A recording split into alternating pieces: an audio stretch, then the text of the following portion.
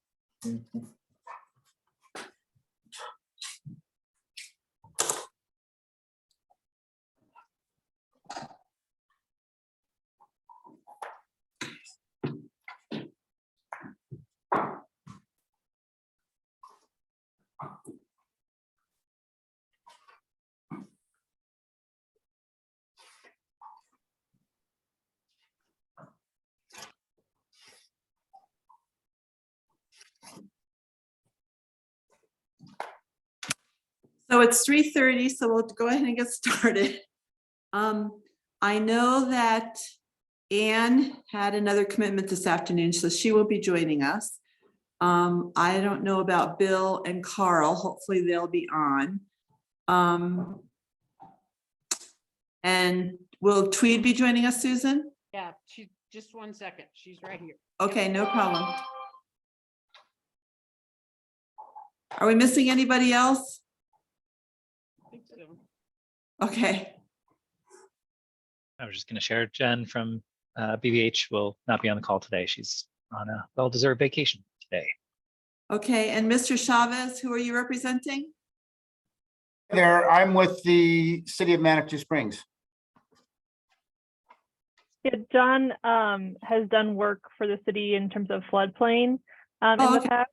And so he's attending this meeting to offer any expertise or help answer any questions as we sort of talk about that today. Great.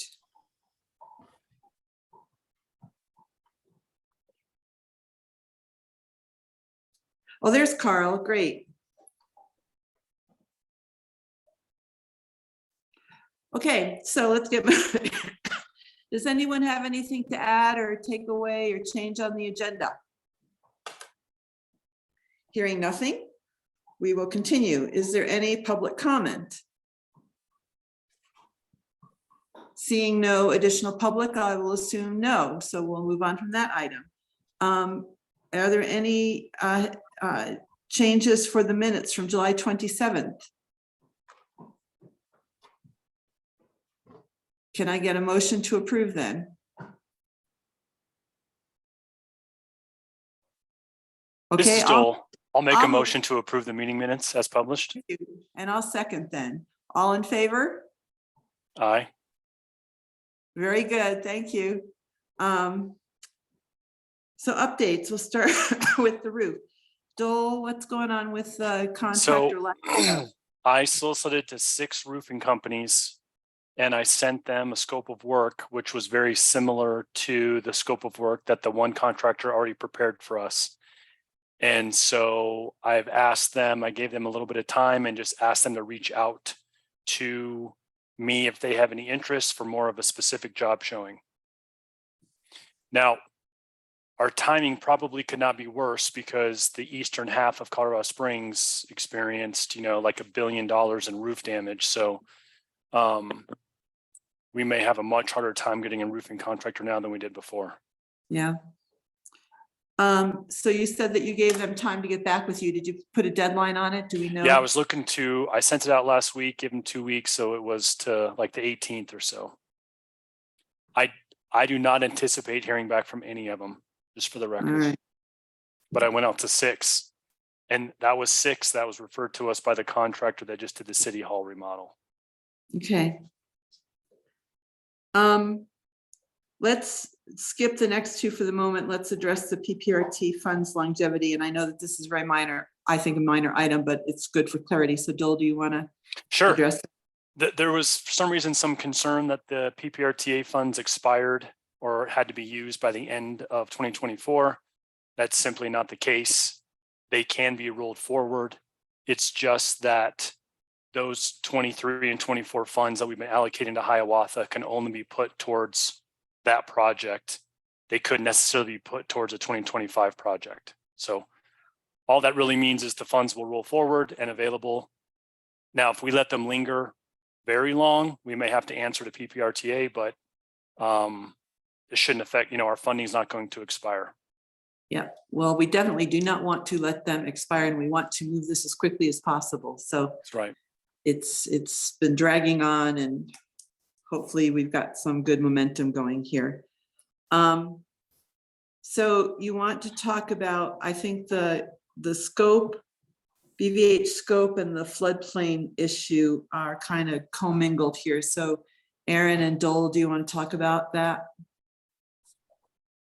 Sure. I think that, and then Todd, this is going to answer part of your email questions. We do have, the variance approved from regional building from the floodplain administrator that we can consider the new addition to the north part of the existing dance hall. Therefore, it could be exempt from having to do any floodplain improvements if we so chose. So Todd, that was my point about that statement, is you can just make that assumption already in your scope of work. And then Todd. Questions, Dole, because it seemed like this scope predated that variance. Correct. That's exactly right. So I sent an email to Todd, and Aaron was included and mentioned that. And so Todd had a chance, I just sent it to him this morning. So then he had a chance to respond. And so that was one of the things he was asking for clarification on. And then the other thing, and I'll answer your question here too, Todd, is I didn't mean to question Olson's scope, just the fact they needed 2.5 months to do it.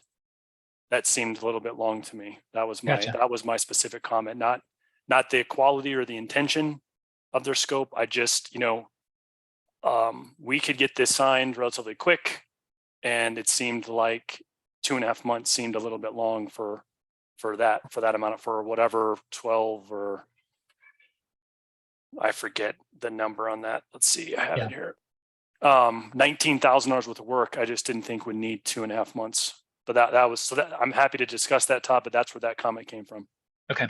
No, I appreciate that clarity. I just want to make sure one, we don't need to submit any drawings for the variance. Sounds like that's been approved. The drawings, yep. We submitted the drawings we already have, and that was sufficient to get the exemption. Awesome. That's great news. That should bring the price down. And then, yeah, I'll check in with Olson on length of timing, just make sure that we're clear on schedule, and we'll have to get some updated numbers now for knowing that we don't need to submit anything to the city for the variant. So now this is not suggesting that if we do, we will have some floodplain potential impacts. That's a different scope. This is just for us to do the modeling to the point that we can take this information to city council and, do we want to raise the building? Here's the pros and cons, or do we want to leave it at its existing elevation? And I'll speak on behalf of Aaron, and what are the cost implications approximately for those two different options? And Dole, this was my big question, because I was confused as to what all the 34K, what all we were getting for that. And if that was all for the two modeling or whatever. And then we have wherever it is, the 18K or something. Is that part of it, or is that additional? Todd, I'll let you speak on to that. yeah, so I think part of it, which Joel just answered, is we're thinking that we had to prepare some documents to submit to the city to kind of record and memorialize the variance request. So that now that's pulled out of the equation, we can pull those hours out of our proposal and pull that fee out of the proposal. The other piece, yes, for the study of raising the building and what that means, Olson is going to have to analyze the impacts to that area, and I'm speaking a little bit out of expertise here, so I'm going to do my best. But yeah, we'll just have to be able to analyze the changes in topography near the floodplain area. We're not going to impede on that protected, what's the floodway? Is that the right language still? Yeah. And try to keep that. So, but there's still some study of how do we transition the grades between that protected floodway to the raised building. And so trying to have to study how those grades shift and move and how much fill we're going to have to put in. So it's quite a bit of study to make sure that we're, even though it sounds like a simple thing on paper just to raise the building, we just have to make sure that the grades all work with the site and drainage. And so there's some analysis there.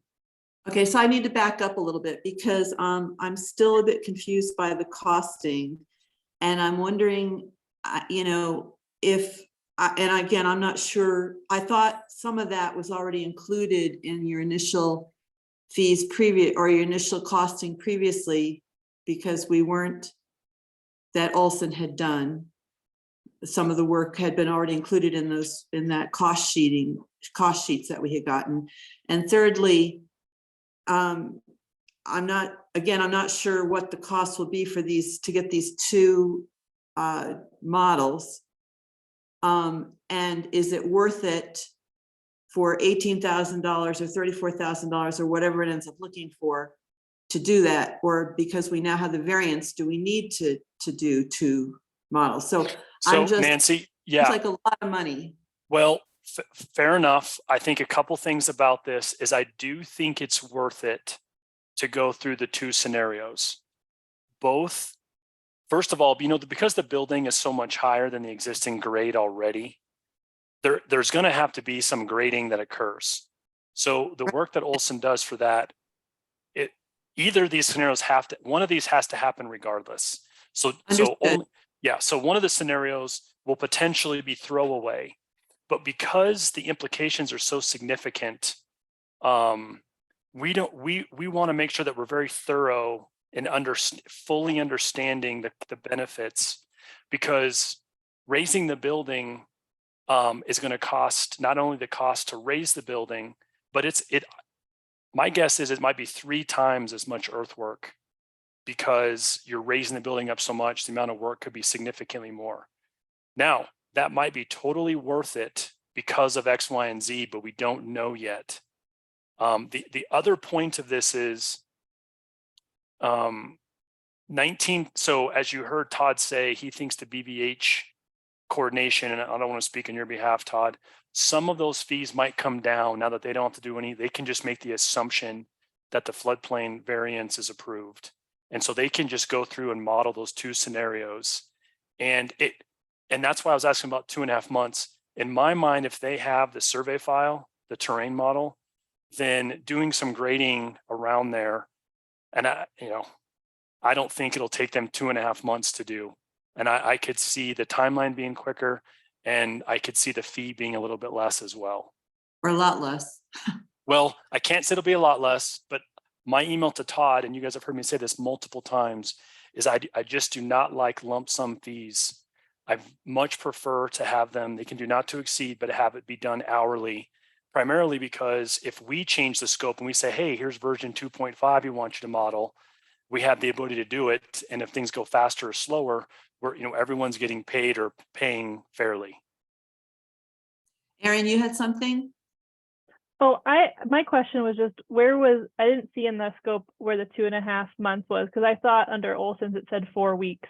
And DHM was quoting another schedule too of like October 1st. Like we could potentially be in front of council by September 17th. It says as completed October 2023. Okay, so you're assuming the full month of September and October, because I saw it on October 1st, so that's why I was just thinking beginning of October versus the entirety of October to finish. So that's just a scheduling question that I had, because I had updated the schedule based on my understanding of this scope, and I want to update it again if I misunderstood. I think some of the scheduled dates that I think what got included in the proposal was based on our assumption of having to go in front of city council and knowing that that's going to we have to have stuff 2 weeks prior to that and making sure that we have enough time to do the analysis, proper analysis, to be able to have something to be able to share with city council. So Dole, is this a decision that has to go before city council? I know the final design have to go before Oh, city council, but Nancy. this one really have to go before. I'm bewildered because, again, I thought the cost had already been included. I just feel, I just get the sense that we're paying twice, or potential to pay twice for something. No, well, we are going to pay twice. We're going to pay for 2 different site grading plans. And one of those Okay, we have not paid for any of this yet. We haven't done this. The scope that we just signed with BVH, that was for the public engagement effort. That was not any of this kind of site grading. This didn't include anything with Olson. Nancy, let's go back to your first question. plan. It seems like we had a plan to leave the building where it was initially. Well, okay, well, help me if I'm wrong here. I thought we addressed that, I thought. we left the meeting 2 weeks ago, giving direction to BVH that we wanted to model both scenarios. And I think you're correct in that. And that was before I really thought this through or, looked at the current scope and so on. So I'm not comfortable necessarily at this point. And I guess I would like to know what the new cost is going to be, and get just a little bit more input from the team. And I readily admit I know nothing about engineering and landfill and so on. So I'm not confident in saying one way or the other, and I don't want to slow things down, but I don't feel great about what is being proposed at this point. So I guess maybe I should turn to Mr. Chavez. And I don't really know your role, Mr. Chavez, so other than that you've helped Manitou apparently. Well, thank you. Yeah, I've been under contract with City of Manitou for a couple of years now. And one of the things that I did help in this situation, I certainly don't know anything about the contract. So let me clarify that. What's in the contract, what's out of the contract, I know nothing about that. But I did help facilitate getting the variance streamlined through regional development. And Thank you. I'm sorry. No, thank you for doing No, that. the city submitted all the paperwork. I made some phone calls to Keith and discussed some things with him ahead of time that helped. But one of the things that what I was looking at, and when I came into the picture a few weeks ago, it was my understanding that there had been some thought about modeling the floodplain impacts associated with the new addition and a couple of other scenarios. What we tried to do, and I think what Todd mentioned, was the modeling for anything associated with the variance is where the reduction in the cost is. And what I understand Dole is explaining is there's a couple of different options, as I understand, is we have the ability to raise the site all around the building, and then also making adjustments to the building in addition to some additional sites. Is that the way? Is where'd Dole go? Okay, there you are on my screen. I'm sorry, you changed location. But what we're trying to get a handle on is there's a little piece in the corner that is in the regulatory floodplain that I believe building modifications, correct, Dole, will impact that little piece in the southwest corner of the parcel. Yeah, we're aware of that, but we need to know what those elevations look like and if we raise the building or not. I mean, really, all of that's known, John, and it will be a part of our future. I think what we're discussing now, and Nancy, your comment concerns me just a little bit because I really thought we left the meeting 2 weeks ago with the direction to BVH to model both scenarios. Yeah, and I'm not disputing that, Dole. I'm just. But if you're, well, expensive. Your question, well, Todd, I think you need to have the chance to revise your scope a little bit. Yeah. You don't need to go to council, I think with this, Yep. you can speed your schedule up, which will sure lower your cost. But Nancy, also your question about, do we need to go to council about this? I think the task force could make a decision, but I'll tell you, this is a really big decision, not only in fee. I mean, I don't know how much more expensive it's going to be to raise the building, but you have the lifting cost, and then you have a significant amount of grading required as well to pull it off. So, I mean, it's a pretty significant cost increase. And then the question remains, are the benefits worth it? You know, is the additional 250,000, I'm throwing a number out there, okay, so don't quote me on this. Is the additional $250,000 worth it? Because now we are out of the floodplain.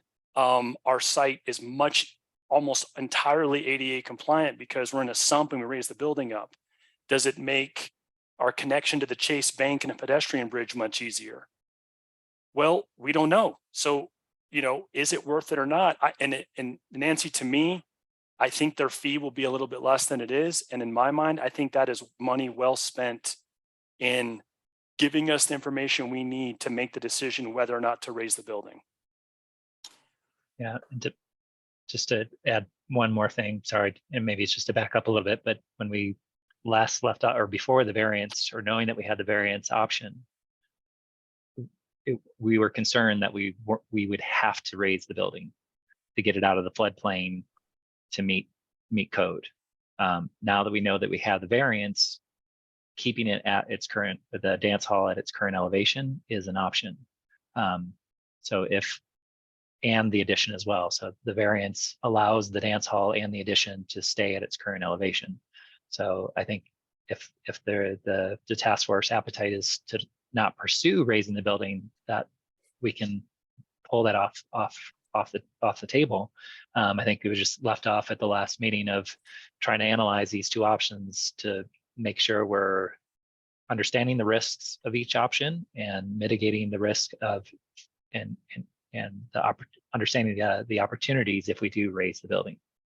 So. And Aaron, was this addressed at HPC last week at all? The possibility of raising the building?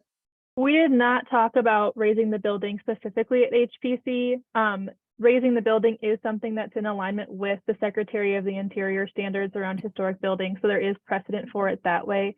It is something we can bring up explicitly if we want to. I just know the most recent direction was that we didn't want to bring it up to HPC until we were ready and we had a recommendation of pros and cons, and we just had a lot more questions and answers when we presented to HPC and the City Council. I also think, and this is just my opinion, taking these options to them now with this sort of fully vetted, answering a lot of the questions the task force brought up around cost and implications for the longevity of the structure.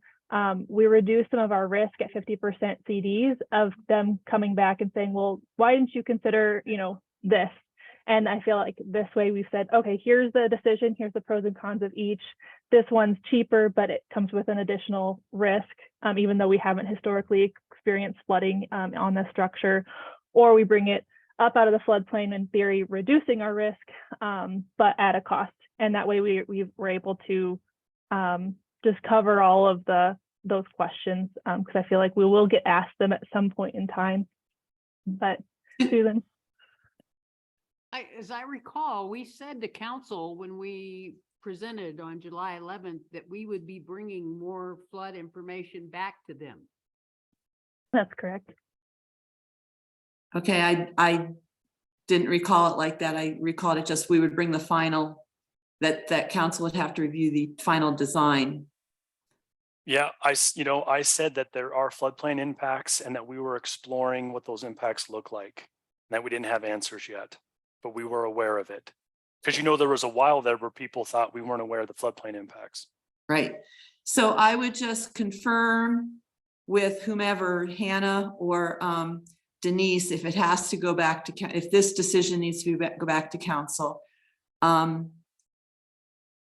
or not, because that would also reduce cost if, I don't know how much, but if the contractor doesn't have to go back before council.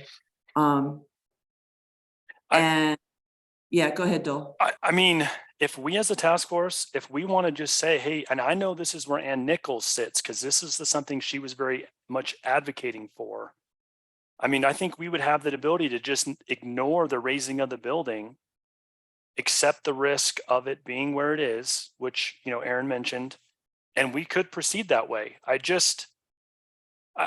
I think it would be worth the exercise to go through this. Now it's going to delay us. It'll delay us as long as it takes. I mean, because if it wasn't for this, we could decide that this is Right. what we want to do.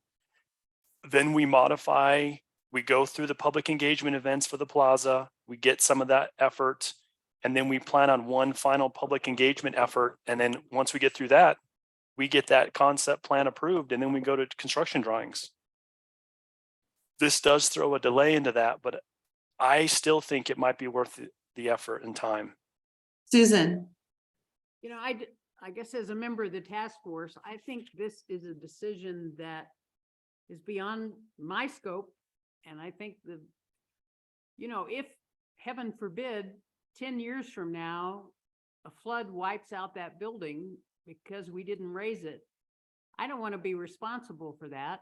And I don't want city council to come back and say, why didn't you bring this to us? What are you doing?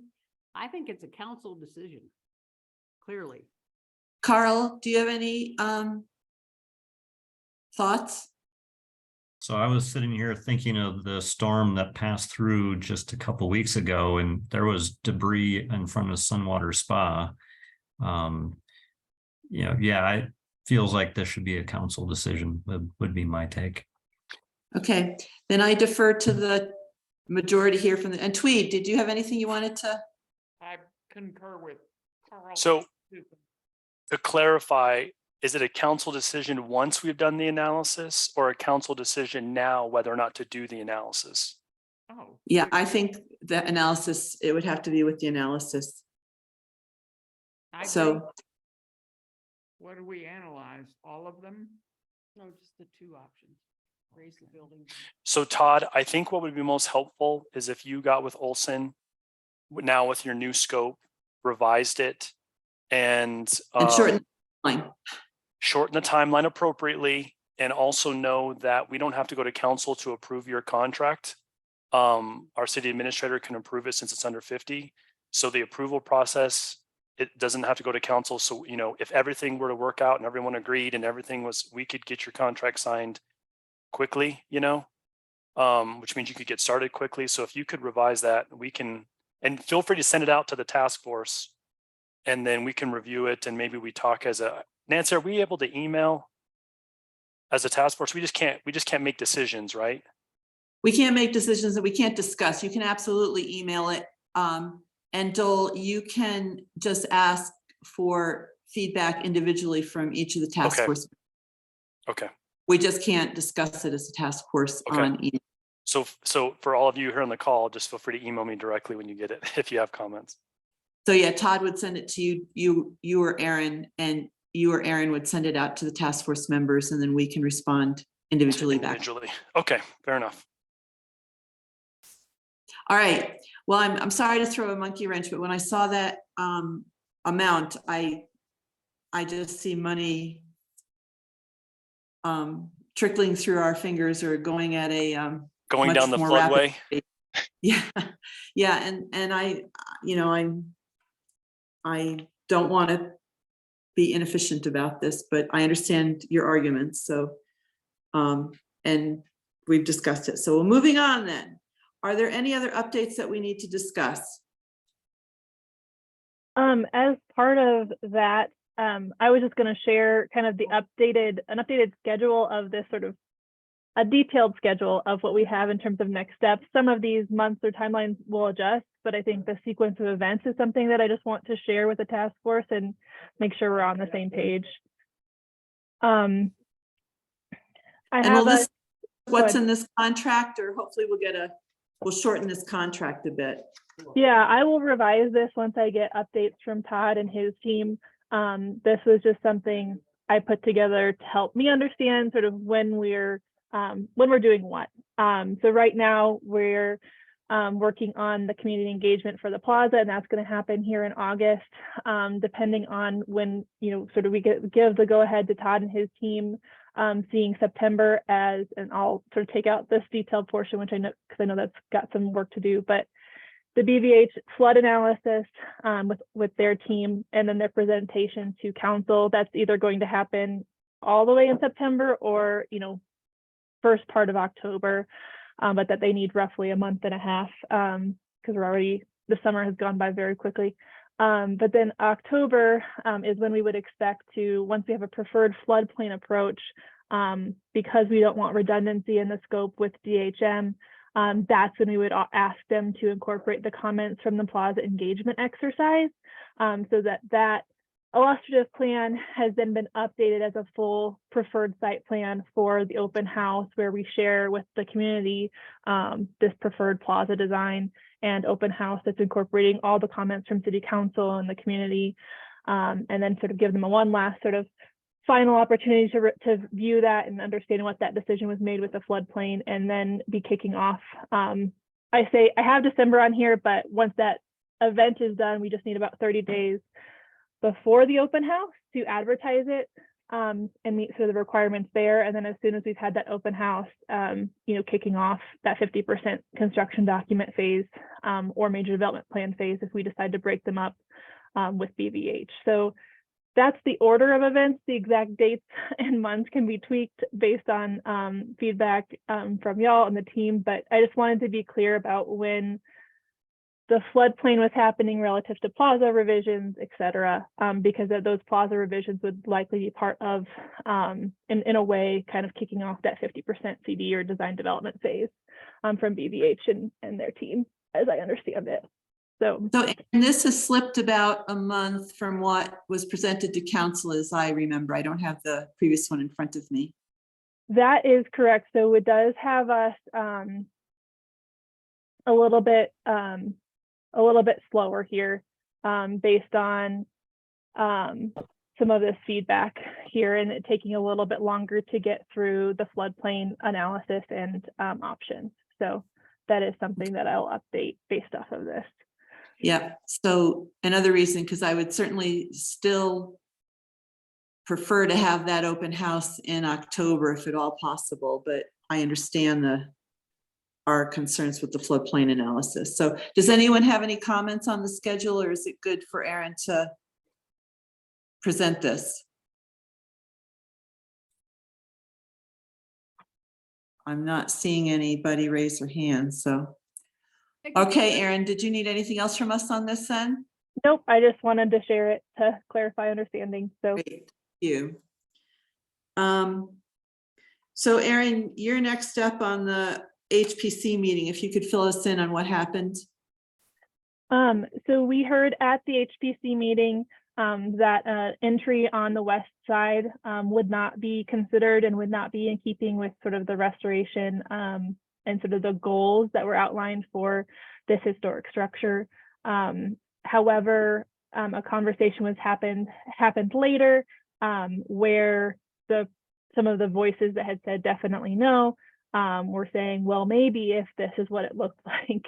And so I think BVH has created some things to that end. And Dole, if you want to add some additional insight into that conversation that you had, since I wasn't privy to it, how we presented it to council, or to HPC, was, what if we had a point of entry on this west side? We don't know what it looks like yet. We'd take your advice into consideration. That's why I wanted to come to you first before we designed a bunch of things.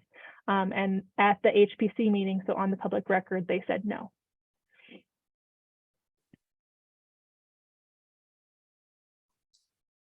So do you want to expand on that? No, I think that there's still opportunity to go back to HPC with some more information to see if there's any kind of conditions that they would allow doors on that west side. So why do you want doors on the west side? Because you're the only one I'm hearing, other than John Shada, who wants doors on the west side. Well, I think that's why I felt like several council members wanted that. Who else? Nancy, I can't put a name to it. I only know John Shada was the one who was verbally asking. Yeah, I'm very concerned about us changing designs or getting more based on one person who I suspect if someone actually talked with John Shada and explained why this is not in keeping with the integrity of a historic building, I just don't see why one person is driving this. And my understanding of the HPC meeting was that they were pretty strong about not wanting to change that. And we've got plenty of access. My concern is actually with HPC if they're going to approve the south entrance and if SHPO is going to approve that south entrance. To me, that's a much bigger question. Nancy, if HPC were to approve the west access, would you have a problem with that? Or is it just that you don't think it matters either? Is it HPC's approval that concerns you or just the west access at all? It's both, actually. I think that I don't want to continue. I've seen it too many times where we keep second guessing and going on one person's and then one person or one or two people want something else. And then we go in and redesign based on that. And I just question the necessity of doing that when I think it would be more disruptive actually to have a door on the west side when there's plenty of access on the south and the north side.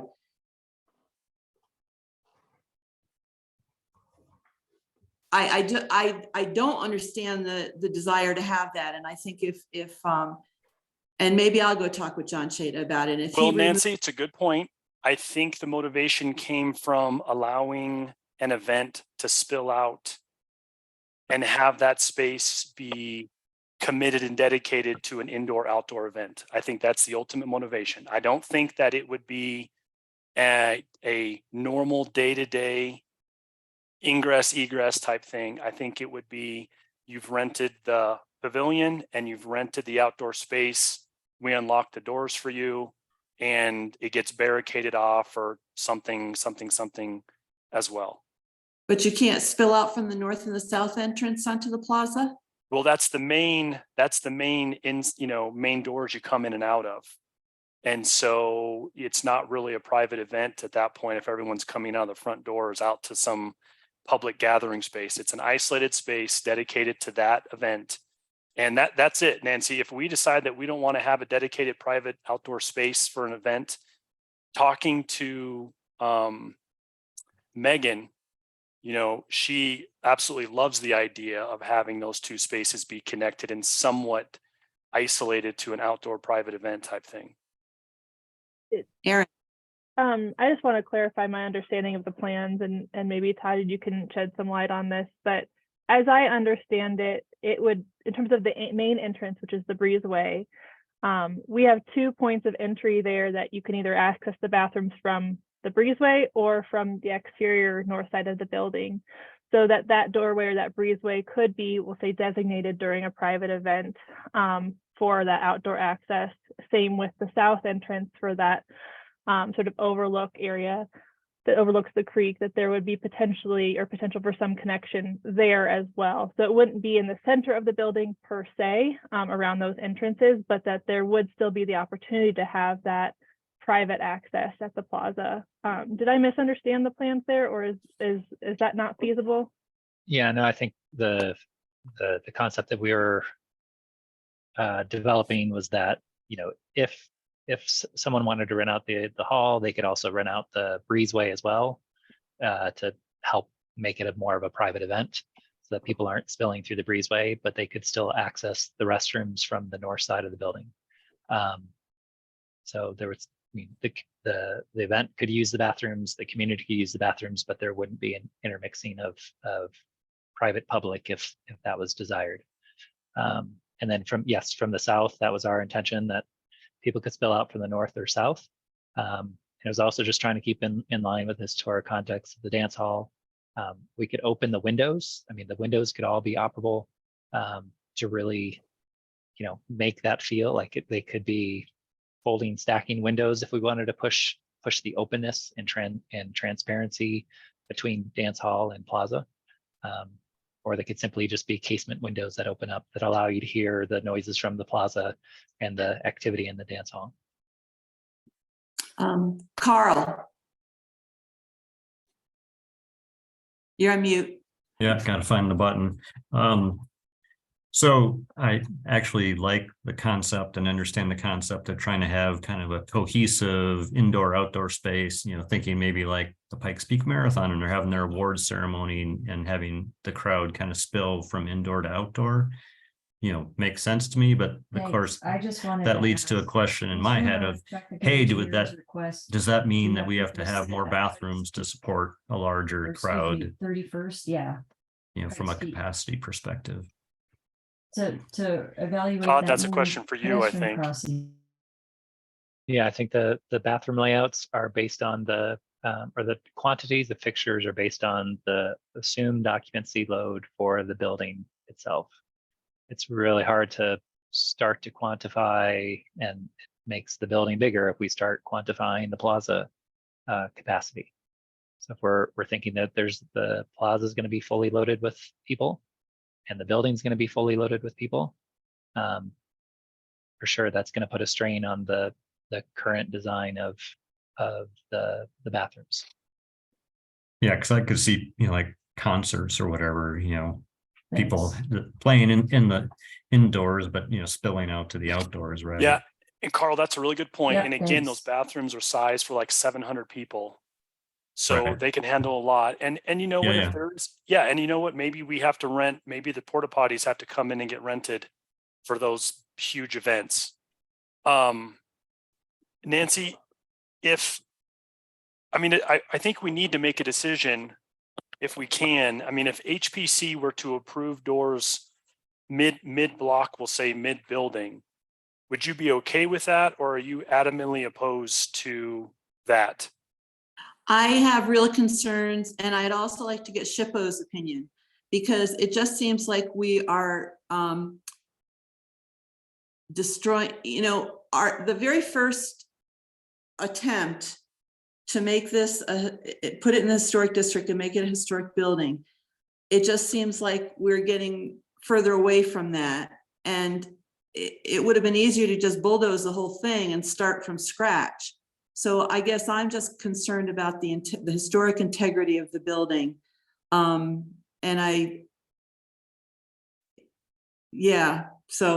I just don't think it's necessary. I think that there's plenty of access, and if you want to have the music inside or outside spill into one or the other, you just open the windows. That was what happened back in the day. Okay. And at some point, I also am not crazy about pressuring the members of the HPC. But I think Shippo is a critically needs to weigh in on this as well before we start making any further design changes on it. And I think we do need to ask HPC about that south entrance and south patio. Because we know that is not within the historic. We did that to take advantage of the stream, which I do think is valuable because we had such strong community support for that. And the community, basically one person had asked for that western thing, unlike lots of people who had, supported that south entrance, south patio from the community. So that's a lot of my concern. Susan. As I recall, Jennifer said, I think a month ago when we talked about this, she was going to check in with Shippo about the west entry access. Do you know, Todd, if she was able to do that? I don't believe we've had the conversation with Shippo. I think we were trying to have a conversation with HPC first before we elevated it to Shippo. Well, my sense is that HPC has in fact weighed in, and it would be worth asking Shippo, because we are going to be dependent upon historic grants to get this building done. We don't have a fraction of the well, we have a fraction, but we are gonna need quite a lot of funding to get this building done, so I don't want to risk that either. So if everybody comes back and says, fine, change whatever you want on the historic building, great, but I just have the sense that that's not going to happen. Could be wrong. I've been wrong before, obviously. Point of clarification, I just wanted to confirm in terms of adding onto the agenda for HPC this month in September. If we are intending to talk about this with HPC in September, the south entrance, and then sort of the part 2 of that question is, Todd, do you guys have any renderings that would show, like, it doesn't have to be as maybe fully flushed out as some of the others, you know, but does it show in greater detail sort of what that access point would look like? I mean, I think we can see it in the overall, but if we're having that be a point of the HPC discussion, another view other than these sort of preferred ones that I have. Let's see here. Are you looking for the south? Yes, that south South entrance. I just didn't know if there patio. was other screen grab you could take that sort of shows that a little bit more. Yeah. Okay. We could pull that up. Awesome. Thank you. And just send it over to me and I can make sure that that's included as part of the HPC discussion in September. From the inside and the outside, Erin, That would be great. Yeah, if possible. if possible. Do we want to go through this? I know we kind of, sorry, Susan, you go ahead. I'm just confirming, is BVH going to contact SHPO about both the south entry and the potential west access? We can, absolutely. Aaron, I'm not sure if you had started any conversations or have contacts started. We have contacts in our department, so we can kind of get together on that. Okay. And I don't care who does it. I thought that it was in the original contract that BVH would be the primary contact to SHPO, but I could have that wrong. Yeah, and I apologize. I know I've come onto the project later than some other people have been on, so we're happy to run point. If it's not, if I'm incorrect in that, then I have no problem with our planning department doing it. Nancy, But, I do think that's what Jennifer was thinking. But That- maybe now that Erin's here, maybe she could help. Yeah, okay, whatever.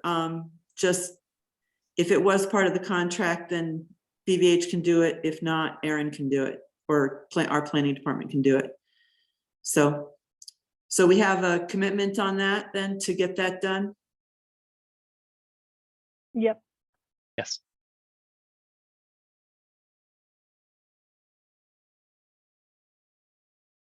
Okay, anything else on the HPC meeting in West Entrance, Erin? And South Entrance? I'll just add that to the agenda and I think we've got some clear next steps. Nothing more Okay. to add. Then lastly, on our agenda for today is the community engagement next week. And I know you guys have been meeting about it, and what do we need? Is there anything else that we need to know? We kind of got our assignments last meeting. Is there anything else that you guys need from us or that we need to know? I wasn't here last. Oh, that's right. Last meeting, so I don't know what was said last meeting, Susan and Tweed. I'll let you answer that question. I think we're good. We met this morning and went over the agenda in detail. Dole and Aaron and Tweed and me and Alex met. So I think we're really good. Aaron's put together a really great presentation. We've got all the materials for the small group meeting. They've got lots of work to do, but I think it'll be a good outcome. We just want to confirm that we have on our list of people who agreed to serve as, loosely speaking, facilitators with the small groups. We've got Alex, Carl, Bill Kerner, and Nancy, and Tweed, and me, and I think Aaron, you said you've got lots of Yeah. stuff that you're doing. So if Yeah. you have time, that's great. If you don't, we'll make do. So with Aaron, we've got 8, which is 56 people. So we're thinking tables of 6. So I think we're okay, but oh, it's 48, not 56. Yeah. I guess just to reiterate, if those of you who are going to facilitate could remember, your job is process, not content. So if you can be listeners, if you can keep the groups on time and on task, you don't need to facilitate the discussion. But just, if you see that they've taken up 30 minutes with one task and they still have 4 more to go, you might move them along. And just if they ask you about content, we've got Dole who will be going from table to table, and we've got BVH. Refer content questions to those guys. And if they ask you what your preference is, bounce it back to them and ask them what their preference is. So you can just be kind of the neutral party there and help them get their work done. That would be fantastic. Okay. Great. I'm looking forward to it. I've been inviting people like crazy and encouraging all the creatives I know to show up. So I would encourage everybody to do the same. I saw Pac-Man had a thing on it, which is great. And I've just been saying that, this is how, we want everyone who is experiencing that plaza to know that they're in Manitou and to create that vibe. And how do we do that? So keep encouraging people to show up. Aaron, because this will be fun. Yeah, it could be great fun. Right. Supposed to be. Aaron, do you want to go through through the presentation real quick, or? Yeah. Yeah. No problem. So yeah, we start with just kind of the welcome. Thanks for coming. Dive into the purpose, why are we here? And then reviewing the agenda. So starting with setting our parameters and expectations, giving a project and process update. And then once we kind of get past that, giving the introductions to the small groups and how they're going to function for the next period of time. And then once that's completed, they're going to share what they've come up with the larger group, and sort of hear what resonates with others in the room, and then go over just what happens next, what are the next steps for the project. Alex is going to talk about what is the sustainable decision-making as part of setting parameters and understanding how what they're doing and what they're sharing with us today will impact the overall decision. Share, for those that are newer to the project, what's happened so far, all the steps that have been taken.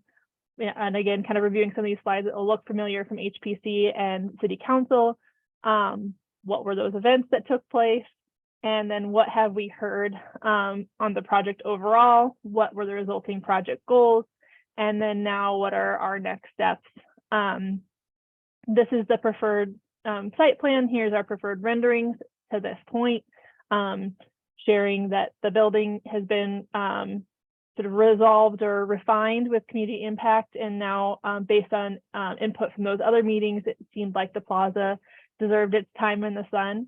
And to sort of be the center of the show here. So this is the area that we're going to focus on, is the plaza, not the rest of the site design.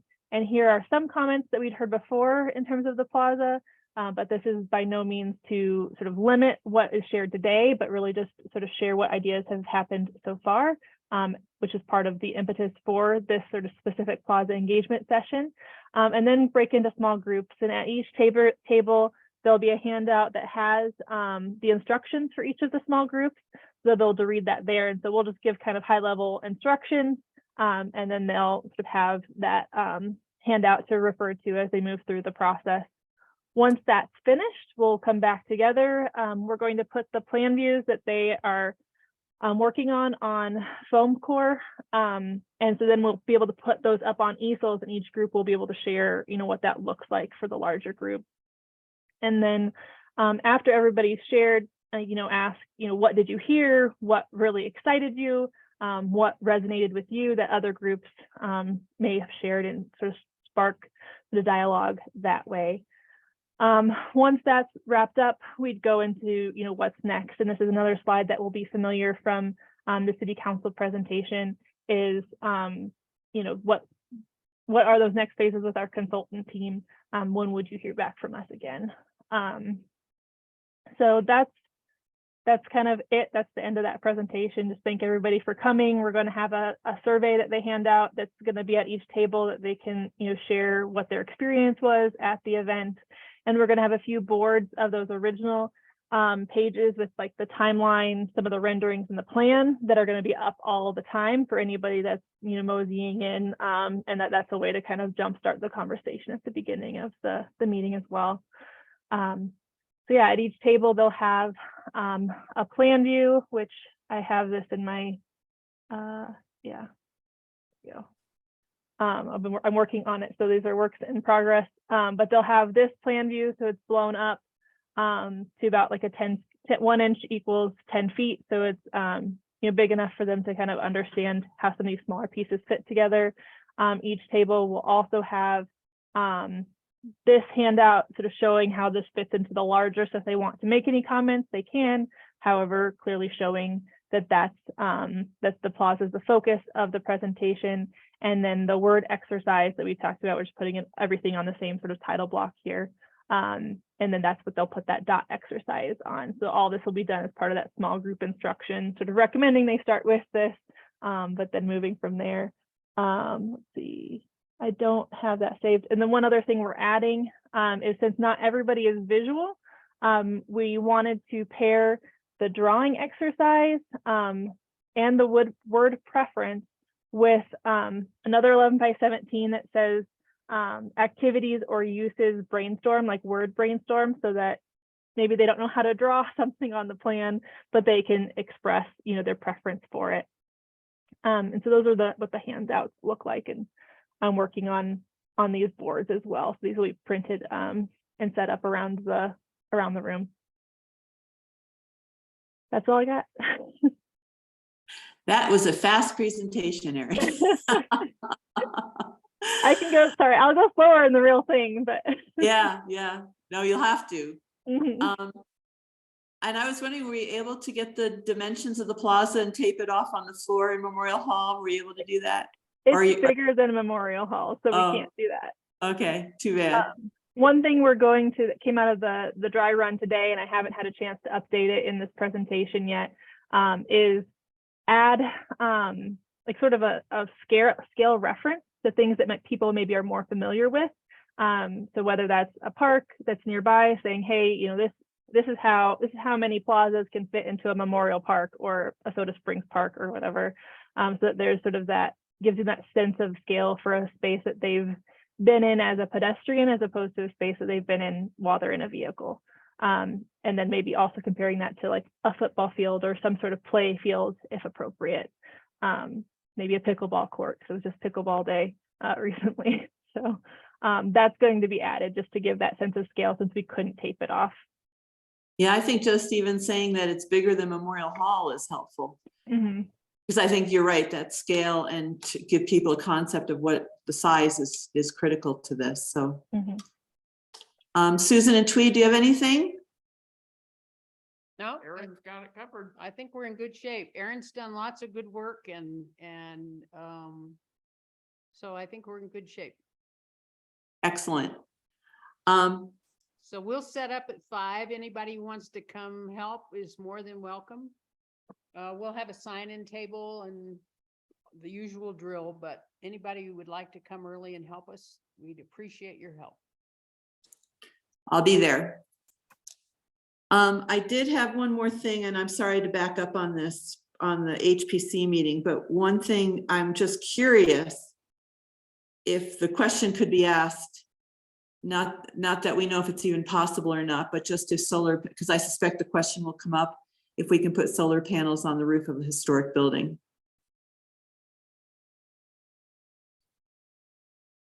So if you could add that to your list, Erin. Okay. I know what our current code says. They have to be in a less visible, a less prominent place. And so where that would be might not be the best sort of most optimized Yeah. location for energy. Yeah, okay. All right. Does anyone else have anything for the plaza engagement, community engagement? Cool. Well then, anything else for the meeting that anyone else wants to talk about today? All right. Well, thank you very much, everybody, and we'll see you all next Thursday. Looking forward to it. It'd be fun. Yep, yep. Sounds like Hopefully, fun. hopefully we'll get a lot of stimulation of the creative brain cells, because not my forte, that's for sure. So, all right, thanks, everybody. See you Thanks, next Tom. week. Thanks for all Have a your good work. evening.